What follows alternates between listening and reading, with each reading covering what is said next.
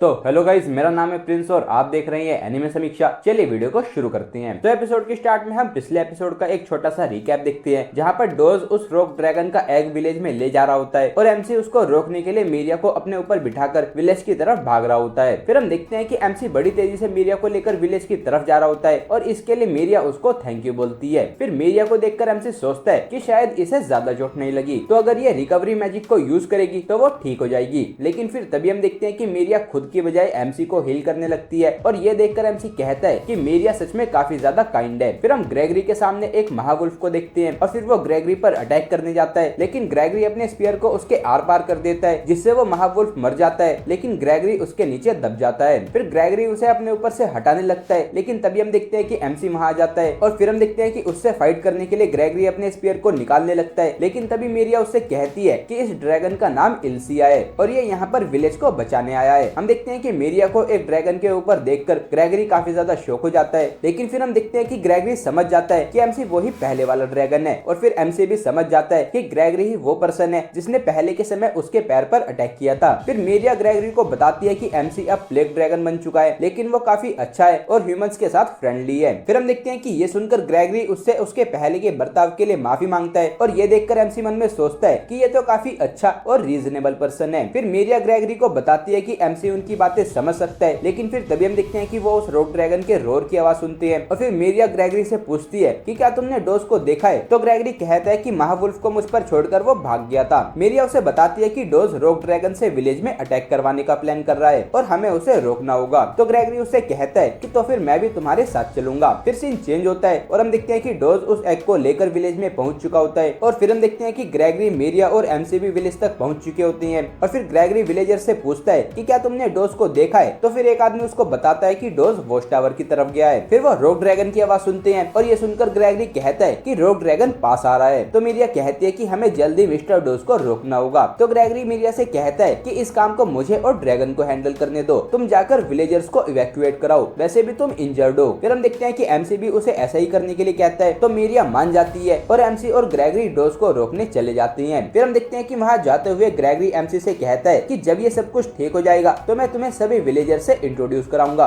हम देखते हैं कि ये सुनकर एमसी खुश हो जाता है और मन में सोचता है कि वो सभी उसको ड्रैगन ऑफ जस्टिस मानकर उसके लिए चीयर करेंगे। फिर सीन चेंज होता है और हम देखते हैं कि डोज ने कुछ चिकन्स और एक आदमी को मार दिया होता है और ये देखकर बाकी के सभी लोग काफी ज्यादा शॉक्ड होते हैं। फिर हम देखते हैं कि एमसी और ग्रेगरी भी वहां पर पहुंच जाते हैं। तो फिर एक आदमी ग्रेगरी से पूछता है कि ये ड्रैगन कौन है, तो ग्रेगरी उसको बताता है कि ये हमारी तरफ है। फिर ग्रेगरी सभी से कहता है कि डोज को हमें हैंडल करने दो, तुम सभी यहाँ से चले जाओ, एक रॉक ड्रैगन हमारी तरफ बढ़ रहा है तो हमारे पास ज्यादा समय नहीं है, तो जल्दी करो। तो फिर हम देखते हैं कि वो सभी लोग वहां से भागने लगते हैं, लेकिन फिर तभी हम देखते हैं कि एक बच्चा वहीं पर रुककर डोज को देख रहा होता है। फिर हम देखते हैं कि डोज जाकर ग्रेगरी पर अटैक करके उसको नीचे गिरा देता है और फिर वो एमसी पर भी अटैक करने जाता है, लेकिन एमसी उसके अटैक को रोक लेता है और उसको एक ड्रैगन पंच मारकर दूर गिरा देता है। और फिर हम देखते हैं कि एमसी जाकर डोज को खत्म करने वाला होता है, लेकिन फिर एमसी रुक जाता है और सोचता है कि अगर मैंने एक ह्यूमन को मार दिया तो मैं एक रियल मॉन्स्टर बन जाऊंगा। फिर वो डोज पर हल्का सा अटैक करके उसको बेहोश कर देता है और ये देखकर ग्रेगरी मन में सोचता है कि ये सच में ह्यूमंस का फ्रेंड है। फिर हम देखते हैं कि डोज बेहोश नहीं हुआ होता और वो वहां से जंप करके थोड़ा दूर हट जाता है और ये देखकर एमसी मन में सोचता है कि क्या ये ह्यूमन नहीं है। और फिर एमसी उसका स्टेटस देखता है और एमसी देखता है कि डोज के ऊपर भी उस महावुल्फ वाला एबनॉर्मल स्टेटस होता है। फिर हम देखते हैं कि डोज अपनी स्वॉर्ड को उठाकर उस बच्चे के गर्दन पर लगा देता है और उसको पकड़ लेता है। फिर हम देखते हैं कि डोज उस बच्चे को अपनी शील्ड बनाकर वॉच टावर के पास जा रहा होता है और ये देखकर एमसी मन में सोचता है कि अगर मैंने कुछ भी किया तो डोज इस बच्चे को मार देगा,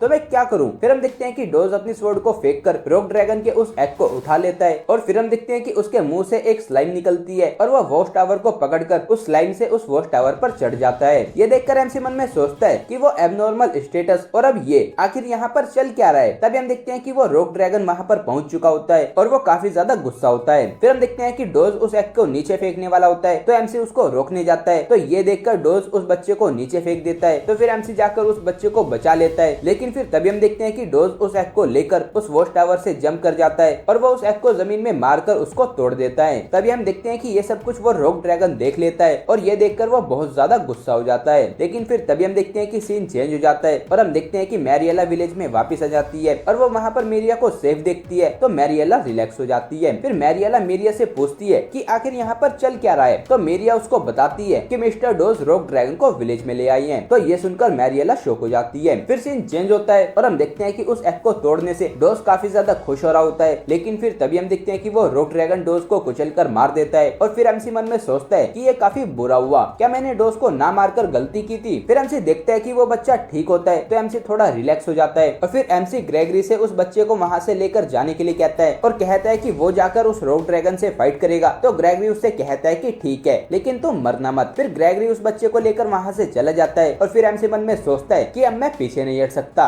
मुझे काफी सारे लोगों को प्रोटेक्ट करना है, तो उनके लिए मुझे फाइट करनी होगी। फिर एमसी उस रॉक ड्रैगन का स्टेटस देखता है और वो देखता है कि वो रॉक ड्रैगन पहले से काफी ज्यादा स्ट्रॉन्ग हो चुका होता है और वो काफी ज्यादा गुस्सा भी होता है। फिर एमसी मन में सोचता है कि मुझे नहीं पता कि मैं जीत सकता हूँ या नहीं, लेकिन मैं कम से कम सभी को सेफली यहाँ से जाने का टाइम तो दिला ही सकता हूँ। फिर एमसी उस पर अटैक करने जाता है, तो वो रॉक ड्रैगन एमसी पर अपनी टेल से अटैक करता है, लेकिन एमसी उसको डॉज कर लेता है और ड्रैगन पंच से उस पर अटैक करता है, लेकिन उससे उस रॉक ड्रैगन को कोई फर्क ही नहीं पड़ता। फिर एमसी उस पर बेबी ब्रेथ से अटैक करता है, लेकिन उससे भी उस रॉक ड्रैगन को कुछ नहीं होता। तो फिर एमसी अपनी स्किल मीटियोराइट से एक पत्थर से उस पर अटैक करता है, लेकिन उससे भी उस रॉक ड्रैगन को कुछ नहीं होता। फिर तभी हम देखते हैं कि वो एमसी पर अटैक करके उसको दूर गिरा देता है और फिर हम देखते हैं कि इससे एमसी को काफी ज्यादा डैमेज हो जाता है और अब उसके पास उस रॉक ड्रैगन को हराने का कोई भी तरीका नहीं होता। तो एमसी मन में सोचता है कि क्या ये मेरा एंड है, लेकिन फिर तभी हम देखते हैं कि वहां पर ग्रेगरी और दो और लोग आ जाते हैं और वो एमसी से कहते हैं कि बैकअप आ गया है, हम हमारे विलेज को प्रोटेक्ट करेंगे। फिर ग्रेगरी जाकर उस रॉक ड्रैगन पर स्पीयर से अटैक करता है और फिर एमसी जाकर उसकी नेक पर अटैक करता है और फिर तभी हम देखते हैं कि एक आदमी उस रॉक ड्रैगन की एक आंख में एरो मार देता है। फिर ग्रेगरी उन दोनों पर्सन यानी कि ओरस और लूकस से कहता है कि मैं और प्लेग ड्रैगन जाकर उसकी अटेंशन लेंगे और तभी मौका मिलने पर तुम उसकी दूसरी आंख पर अटैक कर देना। फिर एमसी उसका स्टेटस देखता है और वो देखता है कि उस रॉक ड्रैगन की एचपी काफी ज्यादा बची होती है। फिर वो रॉक ड्रैगन एक अटैक ट्रेमर का यूज करता है, जिससे वहां पर कुछ स्टोन के स्पाइक्स निकलते हैं और वो लूकस के आर पार निकल जाते हैं, जिससे कि वो मर जाता है। फिर ग्रेगरी ओरस को उस अटैक से बचाने जाता है और ओरस की जगह पर ग्रेगरी स्टोन के दो स्पाइक्स के बीच में फंस जाता है। फिर तभी रॉक ड्रैगन एमसी पर अटैक करके उसको दूर गिरा देता है और फिर हम देखते हैं कि वो पहले वाली वॉइस एमसी को वहां से भागने के लिए कहती है और तभी हम देखते हैं कि उसकी स्किल डिवाइन वॉइस लेवल 4 की हो जाती है और फिर वो एमसी से कहती है कि अब तुम simplified simulator rendered by Laplace को एक्सेस कर सकते हो। फिर वो पहले वाली वॉइस एमसी से कहती है कि मेरे वार्न करने पर भी तुम भागोगे नहीं और फिर वो वॉइस एमसी से कहती है कि तुम उस रूल को नहीं मानते हो, तो अनफॉर्चुनेटली अब हमें अलग होना होगा। और फिर वो वॉइस एमसी से कहती है कि अब पीसफुली रेस्ट करो। एमसी उससे कहता है कि मैं तुम्हारी बकवास से परेशान हो गया हूँ, आखिर तुम हो कौन। लेकिन हम देखते हैं कि डिवाइन वॉइस लेवल 4 पर उसे इसके बारे में कोई भी एक्सप्लेनेशन देने से मना कर देती है और फिर एमसी मन में सोचता है कि मैं तुम्हें गलत साबित करके रहूंगा, मेरे पास अभी भी एक लास्ट ऑप्शन है और वो इवोल्यूशन है। तभी हम देखते हैं कि वो रोल करके उस रॉक ड्रैगन के अटैक से बच जाता है और वो मन में सोचता है कि उसे इवोल्यूशन के चारों ऑप्शन में से कौन सा वाला ऑप्शन चूज करना चाहिए और हम देखते हैं कि उसे क्या चूज करना चाहिए ये सोचकर वो काफी ज्यादा कंफ्यूज हो रहा होता है। और फिर तभी हम देखते हैं कि अचानक से उसकी काफी सारी एमपी कम हो जाती है और तभी डिवाइन वॉइस एमसी को बताती है कि उसे एक टाइटल लाप्लास अथॉरिटी इंटरफेरेंस मिला होता है। फिर डिवाइन वॉइस एमसी को बताती है कि अगर तुम लिटिल आर्क ड्रैगन में इवॉल्व हुए तो तुम्हारे जीतने के चांसेस 4% है। फिर वो कहती है कि अगर तुम जॉर्मन गांड में इवॉल्व हुए तो तुम्हारे इस बैटल को ड्रॉ करने के चांसेस 98% है, लेकिन विलेज के डिस्ट्रॉय होने के चांसेस 94% है। फिर वो कहती है कि रोलिंग ड्रैगन में इवॉल्व होने पर तुम्हारे जीतने के चांसेस 1% से भी कम है, लेकिन तुम्हारे बचकर भागने के चांसेस 99% से ज्यादा है। फिर एमसी उससे पूछता है कि आखिर तुम मुझे ये सब प्रिडिक्शन क्यों दे रही हो और फिर हम देखते हैं कि एमसी काफी ज्यादा कंफ्यूज और उस पर गुस्सा हो रहा होता है और फिर हम देखते हैं कि एपिसोड यहीं पर एंड हो जाता है। तो गाइस ये था episode 9 of reincarnated as a dragon hatchling. अगर आपको ये वीडियो पसंद आई है तो वीडियो को लाइक कीजिए, चैनल को सब्सक्राइब कीजिए, प्रेस कीजिए बेल आइकन को। मैं मिलता हूँ आपसे नेक्स्ट वीडियो में। Thank you.